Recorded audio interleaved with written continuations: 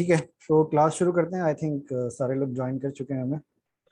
अच्छा, last class के अंदर अगर आप लोगों में से कोई मिस कर दी है किसी ने लास्ट क्लास, तो प्लीज़ वो लास्ट क्लास की रिकॉर्डिंग देख लीजिएगा, ताकि आप लोगों को यूआई यूएक्स और फिग्मा के बारे में थोड़ा सा आइडिया हो जाए। ठीक है। अगर आप लोगों में से किसी के पास लास्ट क्लास का लिंक नहीं है तो वो प्लीज़ मुझे बता दीजिएगा, व्हाट्सएप के ऊपर मुझे मैसेज कर दें, मैं आप लोगों से लिंक शेयर कर दूँगा। क्योंकि कुछ लोग ऐसे हैं कि उन्होंने ग्रुप जो है वो बाद में ज्वाइन किया है, तो ऑब्वियसली वो पहले वाले लिंक्स उनको नज़र नहीं आते।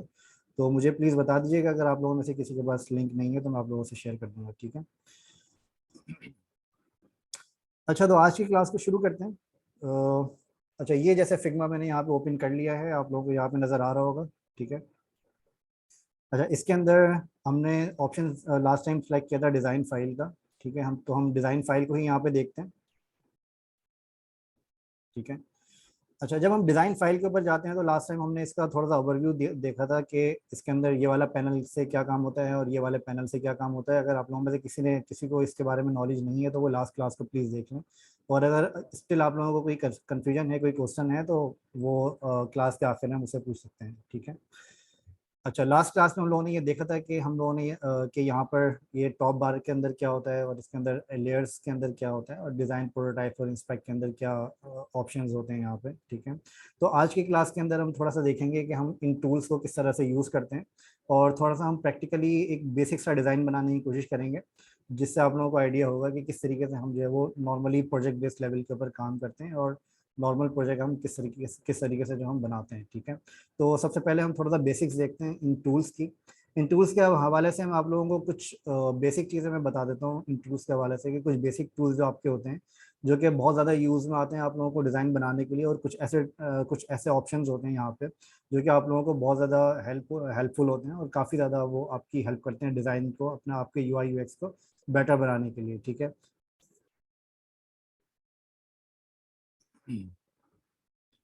अच्छा, उम्मीद है आप लोगों को मेरी स्क्रीन सही नज़र आ रही होगी।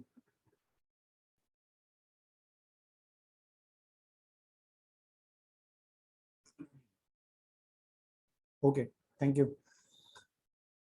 ठीक है। अच्छा, तो सबसे पहले आप कोई भी डिज़ाइन शुरू करें तो उसके लिए सबसे पहले आप इस बात का ख्याल रखें कि जो भी आप डिज़ाइन बनाएंगे तो वो डिज़ाइन आपको बनाना है एक फ्रेम के अंदर। ठीक है। फ्रेम एक्चुअली आपका क्या होता है? फ्रेम आपका होता है जिसके थ्रू फ्रेम एक्चुअली ये होता है जिसके थ्रू आप अपनी मल्टीपल स्क्रीन्स और मल्टीपल पेजेस आप अपने बनाते हैं। ठीक है। तो फ्रेम्स एक्चुअली आप यहाँ पे कैसे यूज़ करते हैं, कैसे चूज़ करते हैं? फ्रेम हमारे पास होते हैं यहाँ पे, जिसके अंदर जो आपके पास ये मूव टूल है, मूव टूल के बिल्कुल बराबर में आपके पास एक ऑप्शन होता है फ्रेम का। ठीक है। तो इसके अंदर आप क्या करते हैं कि आप यहाँ पे फ्रेम चूज़ करते हैं। फ्रेम चूज़ करने के बाद आप यहाँ पे फ्रेम यहाँ पे क्रिएट करते हैं। ठीक है। फ्रेम क्रिएट करने के लिए सिंपली आपको क्या करना होता है? फ्रेम क्रिएट करने के लिए सिंपली आपको ये करना होता है कि आप यहाँ पे फ्रेम लें, फ्रेम लेके आप यहाँ पे क्लिक करें। ठीक है। तो जैसे ही आप क्लिक करेंगे तो ये ऑटोमेटिकली आपका फ्रेम यहाँ पे बना देता है। सिर्फ क्लिक करके आप यहाँ पे छोड़ दें इसको, तो ये आपका यहाँ पे एक फ्रेम यहाँ पे ये बना देता है, जिसके अंदर आप अपनी मल्टीपल स्क्रीन यहाँ पे आप डिज़ाइन कर सकते हैं। लेकिन ये फ्रेम का साइज़ अगर आप नोटिस करें तो ये फ्रेम का साइज़ इसने जो है वो अपने हिसाब से डिफ़ॉल्ट साइज़ इसने बनाया है, जिसका साइज़ 100 बाई 100 px है। ठीक है। 100 बाई 100 आपको यहाँ पे इसका साइज नजर आएगा। लेकिन अगर हम कोई वेबसाइट वगैरह के लिए हम कोई टेम्पलेट वगैरह अगर हम इसके अंदर बनाते हैं तो जाहिर है आपको 100 बाई 100 का साइज बहुत ज़्यादा कम है। ठीक है। इतने साइज का आपके पास वेबसाइट का टेम्पलेट नहीं होता, वो आपके पास बड़े टेम्पलेट्स होते हैं। तो उसके लिए आप क्या कर सकते हैं? उसके लिए आपके पास दो तरीके ये हैं कि या तो आप यहाँ पे जब आप फ्रेम बनाएं तो फ्रेम बनाने से पहले आप यहाँ पे इसका साइज आप इसी तरीके से आप इसको ड्रैग करके कस्टमाइज कर लें। ठीक है। तो ड्रैग करके कस्टमाइज आप कैसे करते हैं? आप सिंपली क्लिक करें, आपने सिंपली यहाँ पे क्लिक किया, क्लिक करके आप इसको ड्रैग करें, मतलब क्लिक आपको छोड़ना नहीं है, आप सिंपली इसको यहाँ पे ड्रैग करेंगे तो आप यहाँ पे नोटिस करेंगे तो नीचे आपको ब्लू कलर का इसका साइज भी नजर आ रहा है जो कि चेंज हो रहा है। ठीक है। तो ब्लू कलर का जो आपको बैकग्राउंड के अंदर जो साइज आपको नजर आ रहा है, जिसके अंदर 537 289 लिखा हुआ है, तो इसका ये मतलब होता है कि 537 आपकी विड्थ है और 289 आपकी हाइट है। ठीक है। अच्छा, अगर आप इस तरीके से अपनी विड्थ और हाइट को मैनेज करेंगे तो जाहिर है अगर आप कोई स्पेसिफिक अगर आप विड्थ पे पहुंचना चाह रहे हैं तो वो आपके लिए काफ़ी मुश्किल होता है। तो आप क्या करें कि सबसे पहले आप यहाँ पे फ्रेम बनाएं। फ्रेम आपने फॉर एग्जांपल सिंपली क्लिक करके आपने यहाँ पे फ्रेम बना दिया। फ्रेम बनाने के बाद आप यहाँ पे चूज़ कर लें जो भी आपको यहाँ पे विड्थ और हाइट आपको रखनी है। ठीक है। अपने डिज़ाइन की अच्छा, फॉर एग्जांपल अगर आप कोई वेब का लेआउट बना रहे हैं, अगर आप कोई किसी वेबसाइट का लेआउट बना रहे हैं, तो उसका लेआउट देखने का सबसे आसान तरीका ये है कि आप अपने पास गूगल क्रोम ओपन करें। ठीक है, गूगल क्रोम ओपन करने के बाद आप यहाँ पे राइट क्लिक करके इंस्पेक्ट करें। इंस्पेक्ट करने के बाद आपके पास यहाँ पे एक ऑप्शन आपको नजर आता है।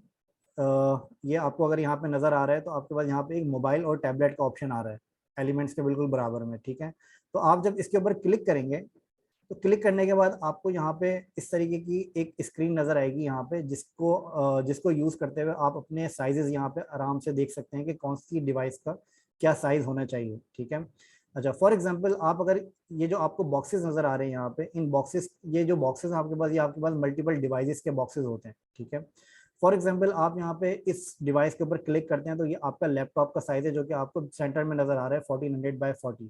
ठीक है, यहाँ पे आप नोटिस करें तो यहाँ पे आपको साइज नजर आएगा 1400 14 by 40 1440। ठीक है, तो जब आप इसको क्लिक करेंगे तो ये आपका लैपटॉप का साइज है जो कि आप यूज कर सकते हैं अपने डिजाइन को बनाने के लिए।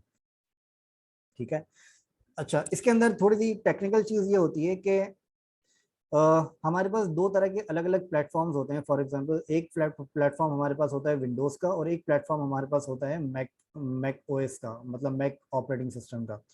तो ये जो दो अलग अलग प्लेटफॉर्म्स हमारे पास होते हैं, इनके अंदर एक बहुत बड़ा मेजर डिफरेंस ये होता है कि जो आपके विंडोज के जो आपके लैपटॉप्स या मैक जो आपके विंडोज के पास जो लैपटॉप्स या पीसीज होते हैं, वो आपके पास अगर आप उसके अंदर 1440 वहां पे चूज करते हैं तो वो आपको बिल्कुल एग्जैक्टली 1400 by 40 का साइज दिखाता है। लेकिन अगर आप वही साइज अगर आप मैकबुक के अंदर चूज करते हैं तो मैकबुक आपको क्या करता है, मैकबुक आपका जो 1440 का जो साइज है वो आपको डिवाइडेड बाय 2 करके दिखाता है। डिवाइडेड बाय 2 का मतलब है कि अगर आप उसको 1440 का आपने डिजाइन बनाया है तो उसको अगर आप डिवाइडेड बाय 2 करें तो वो आपको 720 कंसिडर करता है। उसका रीजन ये होता है, ये मैं आपको थोड़ा सा टेक्निकल चीज बता रहा हूँ जो कि आपको प्रोफेशनली आपको इस चीज का ख्याल रखना होता है। अच्छा, जो 720 वो जब आप इसको कंसिडर करता है तो उसका ये मतलब होता है कि ये वो आपका उसके जो आपका 1x होता है, 1x मतलब जो आपका 1440 है वो ये आपका 1x है। ठीक है, अगर आप इसको मैकबुक के अंदर देखेंगे तो वो आपको 0.5x कंसिडर करता है इसको, दैट मीन्स कि वो डिवाइडेड बाय 2 कंसिडर करता है। ठीक है, अगर आप उसके अंदर 1440 का अगर आप डिजाइन बनाना चाह रहे हैं तो आपको उसको मल्टीप्लाई बाय 2 करना पड़ेगा, जिसके अंदर सबसे इसका बेस्ट प्रैक्टिस ये होती है कि आप इसको हाई रेजोल्यूशन के ऊपर बनाएं। तो हाई रेजोल्यूशन के ऊपर फिग्मा पे जब आप इसको बनाते हैं तो आप क्या कर सकते हैं कि आप जो डिफॉल्ट आपका जो स्क्रीन का साइज है वो आप 2880, तो ये साइज आप अपने फ्रेम का आप रख सकते हैं इजीली। ठीक है, तो जब आप ये अगर आप इसको मैक्सिमम साइज आप अपने फ्रेम का रखते हैं तो इसका सबसे बड़ा बेनिफिट ये होता है कि जब आप किसी भी इमेजेस वगैरह को जब आप वहाँ पे लगाते हैं तो उसके अंदर इमेजेस का एक सबसे बड़ा ड्रॉबैक ये होता है कि जब आप कोई इमेज यहाँ पर लगाते हैं अपने डिजाइन के अंदर तो उस इमेज को आप बड़ा नहीं कर सकते, उस इमेज को आप छोटा कर सकते हैं। ठीक है, अगर आप उस इमेज को साइज उसका बड़ा करेंगे, मतलब साइज उसका इंक्रीज करेंगे इमेज का, तो वो इमेज आपकी पिक्सेलेट हो जाती है। ठीक है, तो बेहतर बेहतर ये होता है कि आप पहले ही उसको मैक्सिमम रेजोल्यूशन के ऊपर बनाएं ताकि आप इमेज का साइज छोटा कर लें तो उसके अंदर फर्क नहीं पड़ेगा, लेकिन इमेज को बड़ा नहीं करना पड़ेगा आपको इन फ्यूचर। ठीक है, तो बेहतर ये होता है कि आप उसको यहाँ पे मल्टीपल आप इसको यहाँ पे अपना 2x के ऊपर आप यहाँ पे बनाएं। ठीक है, मतलब आप इसको 2x को भी कंसिडर कर सकते हैं, 3x पे भी बना सकते हैं और 4x पे भी बना सकते हैं। लेकिन 2x का मैं आपसे इसलिए कह रहा हूँ क्योंकि 2x एटलीस्ट आप 2x फॉलो करें ताकि आपको अपने डिजाइन के अंदर कोई चेंज नहीं करना पड़े। ठीक है, अच्छा फिग्मा के अंदर आपके पास ये ऑप्शन होता है कि आप यहाँ पे जब भी आप फॉर एग्जांपल कोई फ्रेम आप यहाँ पे बनाना चाह रहे हैं तो फिग्मा के अंदर आपके पास फिग्मा आपको ये फैसिलिटी देता है कि आप इसके अंदर यहाँ पे भी आपको इसके साइजेस यहाँ पे नजर आ जाते हैं अलग अलग। ठीक है, अगर आप यहाँ पे फॉर एग्जांपल ब्राउजर के अंदर अगर आप नहीं इसको चूज करना चाह रहे हैं तो आपको यहाँ पर भी इसके साइजेस नजर आ जाते हैं जो कि आपको यहाँ पे बड़ी हेल्प करते हैं। फॉर एग्जाम्पल अगर आप डेस्कटॉप के ऊपर जाते हैं तो डेस्कटॉप के अंदर भी आपको यहाँ पे अलग अलग साइजेस यहाँ पे नजर आ जाएंगे। ठीक है, फॉर एग्जाम्पल डेस्कटॉप के ऊपर आप 1440 का आपको साइज यहाँ पे नजर आ रहा है जो कि मैंने अभी आपको जस्ट यहाँ पे दिखाया था। ठीक है, तो ये साइज आपको यहाँ पर भी नजर आ जाएगा जो कि आप अगर डेस्कटॉप यहाँ पे चूज करते हैं तो ऑटोमेटिकली आपका 1400 by 40 का फ्रेम बना देता है। ठीक है, तो आप यहाँ से भी अपना फ्रेम को चूज कर सकते हैं जो कि एक अलग तरीका है, इसको भी आप चाहे तो फॉलो कर सकते हैं। ठीक है, अच्छा इसी तरीके से अगर आप कोई मोबाइल का या कोई टैबलेट का साइज अगर आप बनाना चाह रहे हैं तो उसके भी आपको अलग अलग साइजेस यहाँ पे मिल जाएंगे। फॉर एग्जांपल आप जो अपना लेआउट बना रहे हैं वो लेआउट आप डेस्कटॉप के लिए नहीं, आप कोई मोबाइल ऐप अगर आप डिज़ाइन कर रहे हैं तो मोबाइल ऐप के लिए भी आपको यहाँ पे अलग अलग साइज़ यहाँ पे आपको मिल जाएंगे। फॉर एग्जांपल आप मोबाइल ऐप डिज़ाइन कर रहे हैं तो आप यहाँ पे मोबाइल ऐप का फ्रेम आप यहाँ पे ले सकते हैं। सिंपली आपको क्या करना पड़ेगा, सबसे पहले आप फ्रेम को यहाँ से सिलेक्ट करें। फ्रेम को जैसे ही आप सिलेक्ट करते हैं तो आपके पास यहाँ पे इस फ्रेम के सारे टूल्स आपको यहाँ पे, सारे ऑप्शंस आपको यहाँ पे नजर आ जाएंगे, ठीक है। अच्छा, एक चीज का ख्याल, एक चीज को आपको देखना पड़ेगा कि जब भी आप यहाँ से कोई ऑप्शन यहाँ से चूज करें तो इन ऑप्शंस की जो भी सेटिंग्स आपकी होती हैं वो आपके पास इस पैनल के ऊपर नजर आ रही होती है, ठीक है। इवन कि अगर आप यहाँ पे कोई और टूल सेलेक्ट करते हैं तो आपको यहाँ पे इसकी उस टूल के हिसाब से आपको सेटिंग यहाँ पे चेंज हो जाती है, ठीक है। तो ये जो आपके पास डिजाइन का जो पैनल होता है इसके थ्रू आप अपने किसी भी टूल की सेटिंग को यहाँ से आप मैनेज कर सकते हैं। अच्छा, अब मैं इसके अंदर आपको थोड़ा सा बताता हूँ कि आप अपने इस डिज़ाइन, अपने यहाँ पे आप डिज़ाइंस को किस तरीके से आप बना सकते हैं। फॉर एग्जांपल मैं यहाँ पे एक फ्रेम लेता हूँ। फ्रेम मैंने यहाँ पे लिया अपना डेस्कटॉप। डेस्कटॉप के अंदर मैंने यहाँ पे चूज़ किया डेस्कटॉप का ऑप्शन। जब मैं डेस्कटॉप का ऑप्शन यहाँ से चूज़ करता हूँ तो आप यहाँ पे नोटिस करें कि जो मेरा फ्रेम यहाँ पे इसने ऑटोमेटिकली बनाया है वो फ्रेम मेरा 1440 और इसकी हाइट 1024, ठीक है। और आपको यहाँ पर भी एक फ्रेम बना हुआ नजर आ जाएगा जो कि लास्ट क्लास में मैंने बताया था कि आप यहाँ पे जितने भी एलिमेंट्स यहाँ पे आप बनाते हैं वो एलिमेंट्स आपको यहाँ पे लेयर्स की लिस्ट के अंदर आपको नजर आते हैं, चाहे वो आपका फ्रेम हो, कोई टेक्स्ट का ऑप्शन हो या फिर कोई आपका शेप हो या कोई आपकी इमेज हो।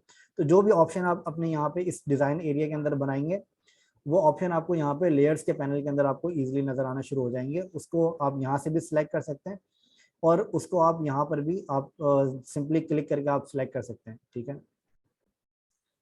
अच्छा, जब आप इस फ्रेम को सिलेक्ट करते हैं तो इस फ्रेम को सिलेक्ट करने के बाद आप अगर यहाँ पे नोटिस करें अपने एक्चुअल लेआउट के अंदर तो आपका जो एक्चुअल लेआउट होता है, फॉर एग्जांपल मैं यहाँ पे आपको एक वेबसाइट दिखाता हूँ। फॉर एग्जांपल आप यहाँ पे इल्मिस के वेब की वेबसाइट पे जाते हैं, ठीक है।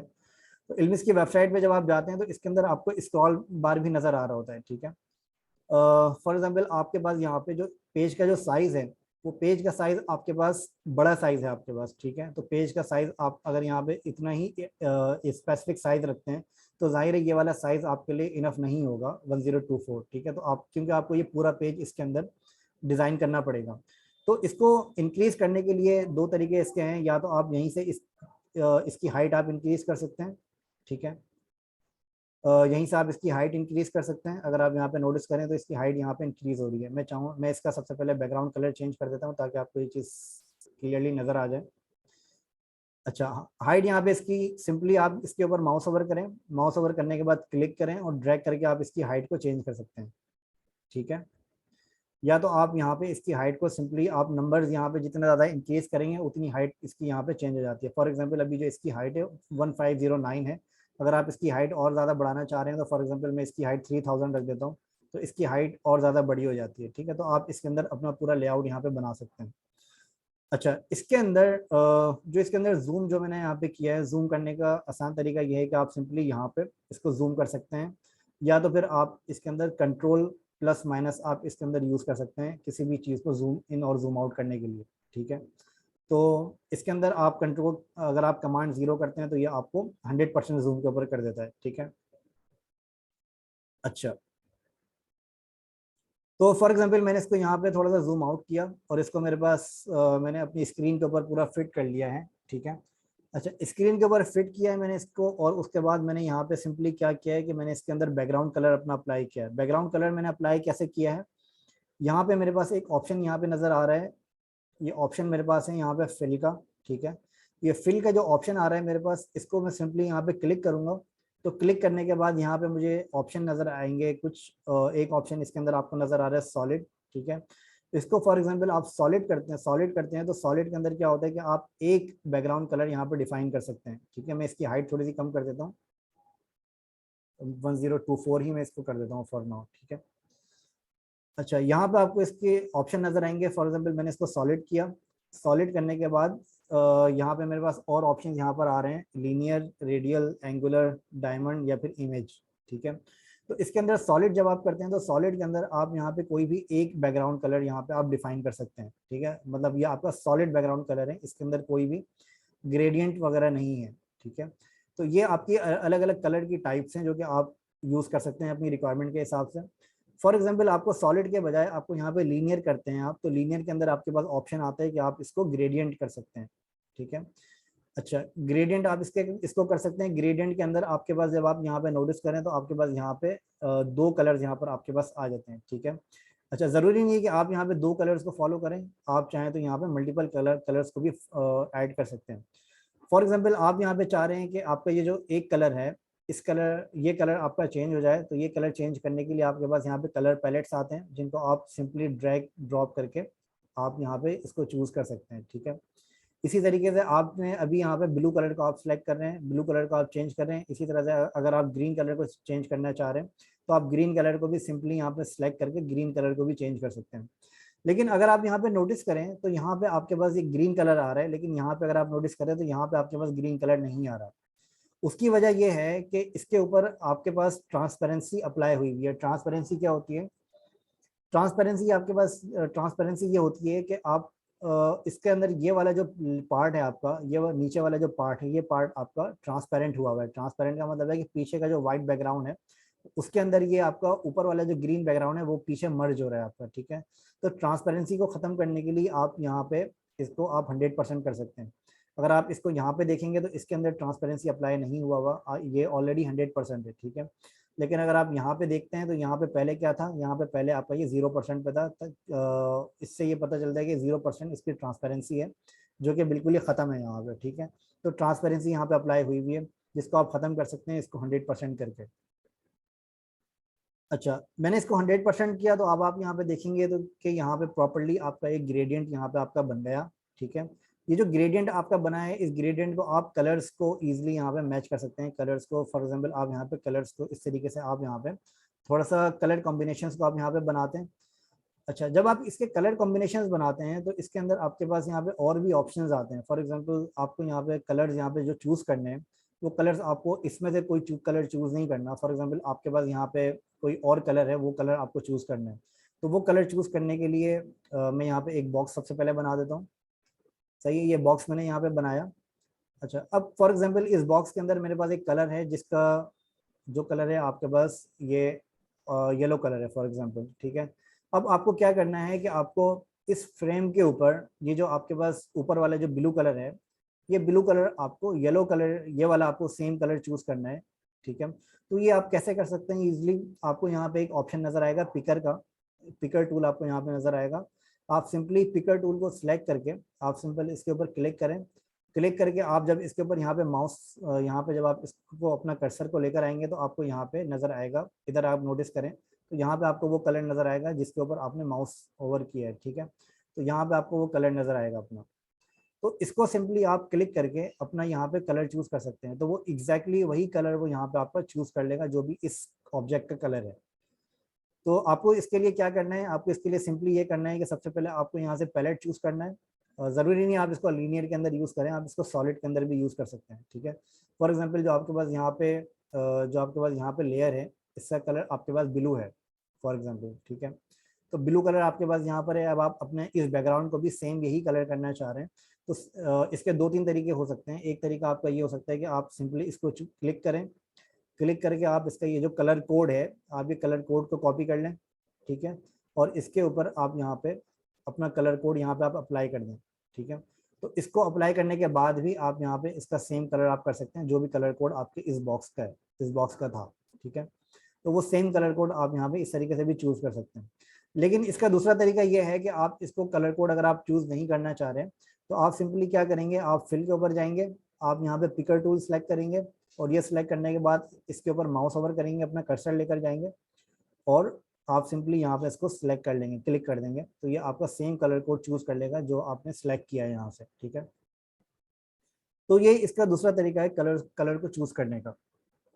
अच्छा, अब मैं इसके थोड़ा सा डिज़ाइन की तरफ चले जाता हूँ जो हम यहाँ पे बना रहे थे। अच्छा, अभी हम इसका एक डिज़ाइन बनाते हैं जो कि हमारा एक लॉगिन फॉर्म है, ठीक है। मैं आपको सिंपली एक लॉगिन फॉर्म यहाँ पे आपको बनाकर दिखाता हूँ, जो कि हमारा लॉगिन फॉर्म यहाँ पे एक हो सकता है जिसको हम किस तरह से बनाते हैं जो वो फिर हम आपको यहाँ पर देखते हैं, ठीक है।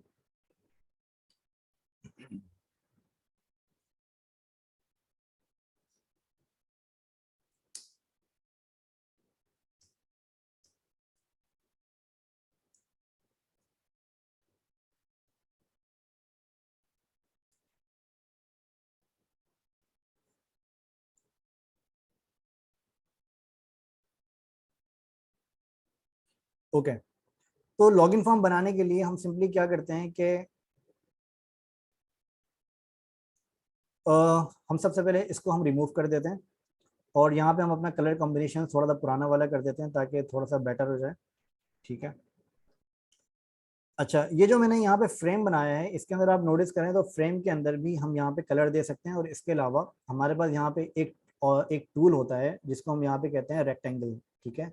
तो अगर आप इसके एरो पे क्लिक करेंगे तो आपको यहाँ पे और भी ज्यादा टूल्स आपको यहाँ पे नजर आएंगे, और इसके साथ साथ आपको इसकी शॉर्ट कीज भी नजर आएंगी। Short keys for example R, L, shift L और O। आर अगर आप प्रेस करते हैं तो ऑटोमेटिकली वो रेक्टेंगल सिलेक्ट हो जाएगा। फॉर एग्जांपल अगर आप लाइन सेलेक्ट करना चाह रहे हैं और आप एल प्रेस करते हैं तो ऑटोमेटिकली आपकी वो लाइन सेलेक्ट हो जाएगी। मैं इसको आपको थोड़ा सा करके दिखा देता हूँ। फॉर एग्जांपल मैं अपने अभी आप यहाँ पे नोटिस करें तो यहाँ पे रेक्टेंगल सिलेक्टेड है। ठीक है। अगर मैं लाइन सेलेक्ट करना चाह रहा हूँ, लाइन टूल सेलेक्ट करना चाह रहा हूँ, तो मैं सिंपली एल प्रेस करूंगा तो आप यहाँ पे नोटिस करेंगे कि मेरा एल यहाँ मेरी लाइन यहाँ पे सिलेक्ट हो गई है। ठीक है। अगर वापस से मुझे रेक्टेंगल करना है तो उसके करने के दो तरीके हैं, या तो आप यहाँ से चूज कर लें या फिर आप यहाँ से या तो फिर आप यहाँ पे रेक्टेंगल का आप आर्ट सेलेक्ट कर लें तो ऑटोमेटिकली आपका रेक्टेंगल सेलेक्ट हो जाएगा। ठीक है। तो इस तरीके से आप अपने यहाँ पे टूल्स को सिलेक्ट कर सकते हैं शॉर्ट कीज को यूज करते हुए। अच्छा, ये शॉर्ट कीज की जो लिस्ट है ये मैं आपको प्रोवाइड कर दूंगा, जिसके अंदर आपको सारी इसकी शॉर्ट कीज फिग्मा की आपको वहाँ पे नजर आ जाएंगी। लेकिन बेटर ये है कि आप इसको अपनी प्रैक्टिस के साथ साथ आप इसके अंदर शॉर्ट कीज को भी यूज करते रहें ताकि ये चीज़ आपको क्लियर होती जाए और आपकी प्रोडक्टिविटी है वो आपकी इंक्रीज हो, और आप प्रोफेशनली जो है वो जितनी जल्दी हो सकेगा आप अपना पिक करना शुरू कर देंगे। आप आपका ग्रिप जो है वो मजबूत होता जाएगा अगर आप शॉर्ट कीज को यूज करते हैं। ठीक है।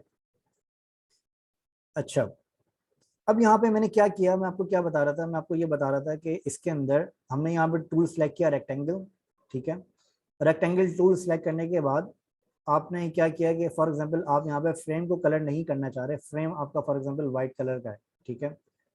मैं यहाँ पे इसको लीनियर करके सॉलिड कर देता हूँ और इसको मैं व्हाइट कलर कर देता हूँ। ठीक है।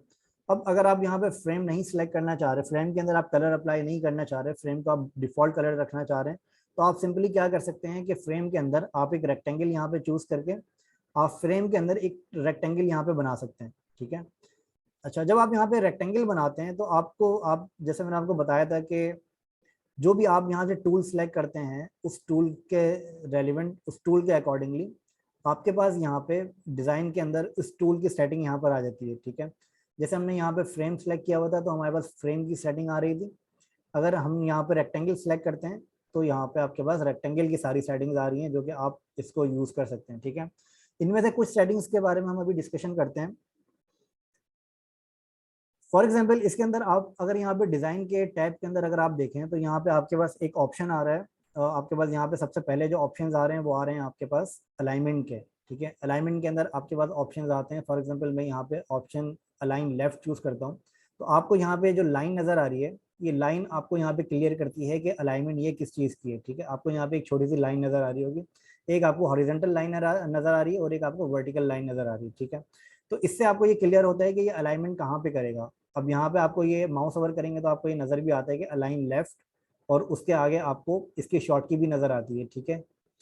अच्छा, जब आप इसको अलाइन लेफ्ट करते हैं तो ये अलाइन लेफ्ट जब मैं इसको करता हूँ तो आप ये नोटिस कर रहे हैं कि ये अलाइन लेफ्ट इसने जो फ्रेम है उस फ्रेम के अलाइन लेफ्ट इसने ऑटोमेटिकली कर दिया। और अगर मैं यहाँ से अलाइन टॉप करता हूँ, आप यहाँ पे अगर लाइन पे नोटिस करें तो ये अलाइन टॉप की लाइन है जो कि आपकी लाइन टॉप के ऊपर नजर आ रही है।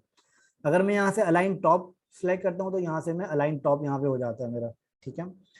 अच्छा, अब मैं क्या कर सकता हूँ, अब मैं ये कर सकता हूँ कि इसके अंदर मेरे पास अगर आप नोटिस करें तो इसमें और भी ऑप्शंस आपके पास आ रहे हैं। अच्छा, एक ऑप्शन आपको यहाँ पे नजर आ रहा है जिसके अंदर आपके पास यहाँ पे कुछ सर्कल्स कुछ पॉइंट्स यहाँ पे डॉट्स आपको नजर आ रहे हैं जिसको हम नोड कहते हैं, नोड कहते हैं। ठीक है। ये जो आपके पास नोड्स आ रहे हैं जिसके अंदर आपके पास ये छोटे छोटे रेक्टेंगल्स आपको यहाँ पे चारों कॉर्नर्स के ऊपर नजर आ रहे हैं। ठीक है। फिर उन रेक्टेंगल्स के अंदर आपको एक ये सर्कल नजर आ रहे हैं जो कि चारों कॉर्नर के ऊपर आ रहे हैं। ठीक है।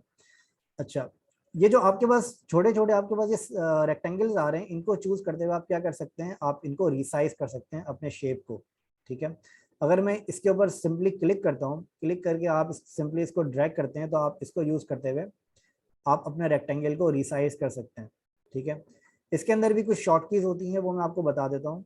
आप अगर इसको नोटिस करें तो इसके अंदर जो शॉर्ट कीज आपकी होती हैं वो ये होती हैं कि फॉर एग्जांपल आप यहाँ पे अगर आप इसको एक साइड से अगर आप इसको करना चाह रहे हैं तो इसके लिए आप सिंपली बगैर कोई की को प्रेस किए आप सिंपली इसको क्लिक करें और क्लिक करके आप इसको ड्रैग करें तो आप यहाँ पे इसको रिसाइज कर सकते हैं। ठीक है, अगर यहाँ पे आप इसको ऑल्ट और शिफ्ट प्रेस करते हैं तो इसको आप चारों साइड से एक साथ आप इसको रिसाइज कर सकते हैं, जो कि आपका सेंट्रल के हिसाब से जो है ये रिसाइज करेगा। ठीक है, मैंने आपको क्या बताया, मैंने आपको ये बताया कि आपको ऑल्ट और शिफ्ट प्रेस करना है। ऑल्ट और शिफ्ट प्रेस करने के बाद आप किसी भी छोटे से रेक्टेंगल पर क्लिक करें, क्लिक करने के बाद आप यहाँ पे इसको ड्रैग करें तो ये चारों साइड से इसको रिसाइज करेगा, चारों साइड से रिसाइज करेगा। अगर आप इसको सिंपली ऑल्ट प्रेस करते हैं और आप इसके साइड से अगर आप यहाँ पे इसको क्लिक करके रिसाइज करते हैं तो ये सिर्फ हॉरिजॉन्टली रिसाइज करेगा, ऑल्ट प्रेस करके अगर आप करते हैं तो। अगर आप इसको वर्टिकली रिसाइज करना चाह रहे हैं तो आप सिंपली इसको ऑल्ट प्रेस करके आप ये दोनों साइड से वर्टिकली एक साथ आपका रिसाइज करेगा सेंट्रली। ठीक है, अगर आप एक ही साइड से करना चाह रहे हैं तो आपको कोई भी की प्रेस करने की जरूरत नहीं है, आप सिंपली एक साइड से क्लिक करके आप इसको रिसाइज कर सकते हैं। ठीक है, ये मैं वर्टिकली कर रहा था, आप इसको हॉरिजॉन्टली भी एक साइड से करना चाह रहे हैं तो आप बगैर कोई की प्रेस किए आप इसको रिसाइज कर सकते हैं। अगर आप ऑल्ट प्रेस करते हैं तो ऑल्ट प्रेस करने के बाद आप इसको दोनों साइड से रिसाइज कर सकते हैं। ठीक है, तो ये एक चीज़ मुझे आपको बतानी थी अलाइनमेंट और इसकी रिसाइजिंग के हवाले से। मैंने इसको क्या किया, अलाइन किया लेफ्ट और अलाइन किया टॉप, तो इसने ऑटोमेटिकली मेरा जो फ्रेम है, जिस फ्रेम के अंदर मैंने ये बनाया है, ऑटोमेटिकली उस फ्रेम के टॉप और लेफ्ट के ऊपर ये मुझे यहाँ पे क्रिएट कर देता है। ठीक है, मैंने बगैर कोई की प्रेस किए मैं इसको रिसाइज करता हूँ जितना मेरा फ्रेम का साइज है, और इसके ऊपर मैं सेम ग्रेडियंट अप्लाई कर देता हूँ जो मैंने उसके ऊपर उस टाइम पे अप्लाई किया था। ठीक है, अच्छा, ग्रेडियंट अप्लाई करने के लिए सॉलिड के बजाय मुझे लीनियर सेलेक्ट करना पड़ेगा। लीनियर के बाद मुझे अपना फर्स्ट कलर मेरा ठीक है ब्लू, सेकंड कलर अगर मुझे चेंज करना है अपना तो उसके लिए मैं सबसे पहले यहाँ पे इसकी जो ट्रांसपेरेंसी है उसको मैं यहाँ पे 100% करूँगा। उसको 100% करने के बाद अगर मुझे यहाँ पे ग्रेडियंट का कम्बिनेशन अगर मुझे बनाना है तो कम्बिनेशन बनाने का सबसे आसान तरीका ये होता है जो कि मैं डिज़ाइन बनाते हुए हमेशा फॉलो करता हूँ। आप चाहें तो अगर आप यूज़ कर सकते हैं तो उसको कर सकते हैं। तो इसको सेम कम्बिनेशन को आप यहाँ पे इसको क्लोन कर लें। क्लोन करने का आसान तरीका ये होता है कि आप इसके ऊपर सिंपली क्लिक करें, क्लिक करके आप ऑल्ट प्रेस करें और आप इसको सिंपली यहाँ पे ऐड कर दें। ठीक है, अच्छा, जब आप इसको ऐड करते हैं तो ऐड करने के बाद आपके पास यहाँ पे नोटिस करें तो आपके पास यहाँ पे ये तीन आपके पास यहाँ पे कलर्स के नोड्स आपको यहाँ पे नजर आ जाते हैं। ठीक है, अगर आप इसको चाहें तो इसको आप यहाँ पे चेंज कर सकते हैं। तो इसको यूज करते हुए आप इसको अपनी जो आपका जो कलर है उस कलर की पोजिशन को आप यहाँ पे मैनेज कर सकते हैं इजिली। ठीक है, कलर्स की पोजिशन को मैनेज करने के लिए क्या करना पड़ेगा आपको, सिंपली आप इसको क्लिक करके ड्रैग कर सकते हैं। अगर आपको अभी ये जो कलर हमारे पास आ रहा है, ये कलर हमारे पास आ रहे हैं, ये 3 कलर्स हैं। अब इसके अंदर अगर आपको फॉर एग्जांपल एक कलर को रिमूव करना है तो आप सिंपली यहाँ पे इसको क्लिक करें, जो भी कलर आपको रिमूव करना है क्लिक करके आप सिंपली आप डिलीट का बटन प्रेस कर देंगे तो आपका ये डिलीट हो जाता है।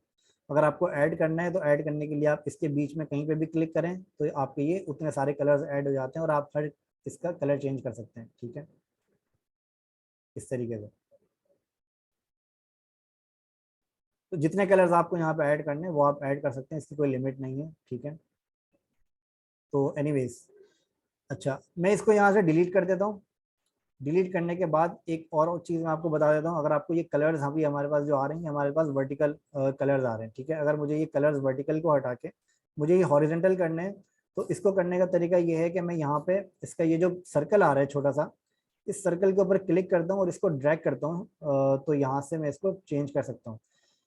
अच्छा, अभी अगर मैं इसको ड्रैग करता हूँ तो मैं इसको कहीं पर भी कैसे भी ड्रैग कर सकता हूँ, लेकिन अगर मैं इसको शिफ्ट प्रेस करके ड्रैग करूंगा तो ये मेरा बिल्कुल एग्जैक्टली उसी के ऊपर ड्रैग करेगा जो कि हमारा एंगल बनता है। ठीक है, उस एंगल के हिसाब से ये ड्रैग करेगा।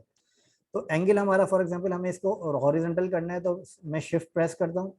शिफ्ट प्रेस करने के बाद ये मेरे एंगल के हिसाब से यहाँ पे इसको ये ड्रैग करेगा और मैं इसको ईजिली इसको ड्रैग करके मैं यहाँ से फुल कर देता हूँ और इसके हिसाब से मैं इसको अपना हॉरिजॉन्टल ग्रेडियंट में इसका बना सकता हूँ। अभी मेरा ग्रेडियंट क्या था, ये वर्टिकल ग्रेडियंट था। मैंने क्या किया, इसको सिंपली क्लिक करके इसको हॉरिजॉन्टल ग्रेडियंट कर दिया। ठीक है, अच्छा, फिर इसके बाद हमारे पास यहाँ पे 2 तरह की और भी शॉर्ट कीज होती हैं, वो मैं आपको बता देता हूँ।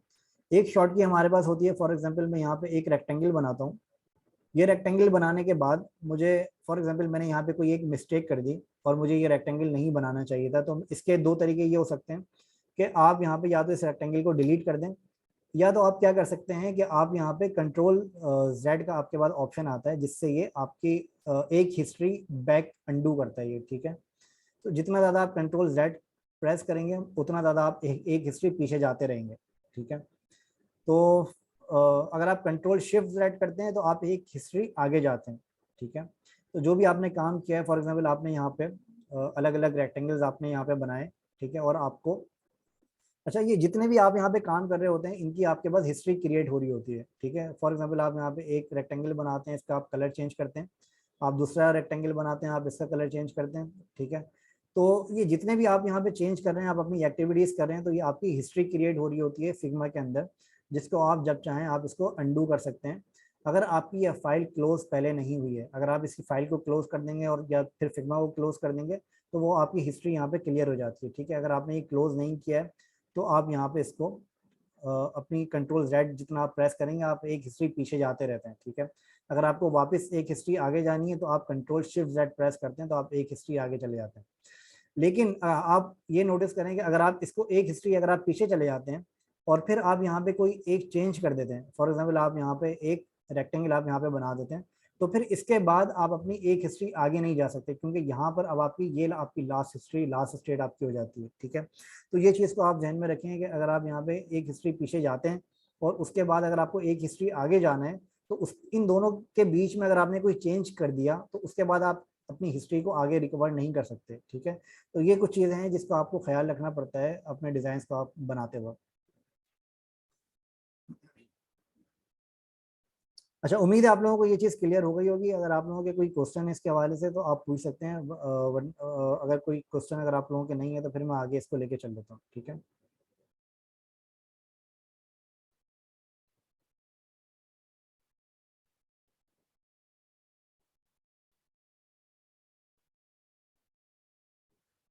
ठीक है, तो फिर हम आगे चलते हैं। चलें, ज़बरदस्त, ठीक है। तो फिर हम आगे चलते हैं। इसके अंदर हाँ, आज हम इसके लेआउट को कंप्लीट करेंगे और इसको मैं आपको बताऊंगा कि ये लेआउट जो है वो किस तरीके से हम बनाएंगे, पूरा कंप्लीट लेआउट, लॉगिन का फॉर्म हम कैसे बनाएंगे, ठीक है। तो इसके अंदर सबसे पहले मैं क्या करता हूँ,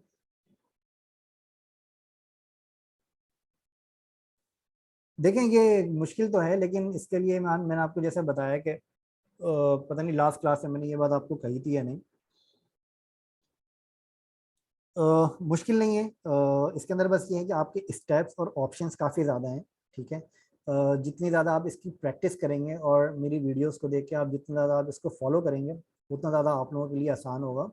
और कोशिश करें, अभी मैं आप लोगों को ये सजेस्ट करूँगा, जितने भी मेरी इस वीडियो को देख रहे हैं या फिर इस क्लास को ज्वाइन कर रहे हैं, तो अभी मैं आप लोगों को ये सजेस्ट करूँगा कि आप अपने तौर के ऊपर डिज़ाइन नहीं बनाएं, एज इट इज डिजाइन को कॉपी करने की कोशिश करें, एज इट इज कॉपी करने की कोशिश करें कि बिल्कुल एज इट इज डिजाइन आप उसको कॉपी करें। और जब आप एज इट इज डिजाइन को कॉपी करेंगे ना, तो आपको कॉपी करने के दौरान ये आइडिया होगा कि उसके अंदर रेक्टेंगल्स कैसे बनाते हैं और उसके अंदर अलग अलग कलर्स कैसे आप अप्लाई करते हैं, ठीक है। अभी आप लोग अपने डिज़ाइन के कॉन्सेप्ट को आप क्रिएट करने की कोशिश नहीं करिएगा। अभी आप सिंपल ये करें कि एज इट इज डिज़ाइन को आप कॉपी करें, ताकि जब आप कॉपी करेंगे तो आपको ये टूल्स का आइडिया होगा कि ये टूल्स आप जो है वो किस तरीके से आपको अप्लाई करने, किस तरह से आप आपको फॉलो करने हैं, ठीक है। तो जैसे जैसे आप जितने ज़्यादा डिज़ाइन को आप बनाएंगे उतनी ज़्यादा आपकी प्रैक्टिस होगी, ठीक है। तो एज इट इज डिज़ाइन को कॉपी करें और इसमें आपको ये है कि आपको सोचने की ज़रूरत नहीं है, बस आपको ये क्लियर होगा कि आपको क्या चीज़ बनानी है, ठीक है। ओके, मैं बता देता हूँ। रेक्टेंगल डिलीट करने का तरीका सिंपली ये है कि आप सिंपली यहाँ पर किसी भी, ना सिर्फ रेक्टेंगल बल्कि अगर आपको इसमें से कोई भी ऑप्शन अगर आपको डिलीट करना है, इवन कि अगर आपको फ्रेम डिलीट करना है, तो इसको डिलीट करने का तरीका ये है कि आप यहाँ पे सिंपली रेक्टेंगल को सिलेक्ट करें यहाँ से लेयर से, या फिर आप यहाँ से किसी ऑब्जेक्ट को सिलेक्ट कर लें और सिंपली आप डिलीट का बटन प्रेस कर दें, तो ये आपका डिलीट हो जाता है, ठीक है। तो सिंपल ये रेक्टेंगल को डिलीट करने का तरीका है। शुक्रिया यार, आपने पूछ लिया, मैंने ये मिस कर दिया था ये पॉइंट, थैंक यू। ओके, तो इस तरीके से आप इसको डिलीट कर देते हैं। अच्छा, इसी मीटिंग को आप लोग दोबारा ज्वाइन कर ले, नेक्स्ट सेशन के अंदर हम अपने डिज़ाइन को आगे लेके चलेंगे और फिर हम लास्ट के 15-20 मिनट्स के अंदर हम अपना क्वेश्चन सेशन करेंगे, जिसके अंदर आप लोगों के भी क्वेश्चन है तो हम उसको ले लेंगे, ठीक है। तो इसी मीटिंग को आप लोग दोबारा ज्वाइन कर लें प्लीज़। Thank you. अल्लाह हाफिज़।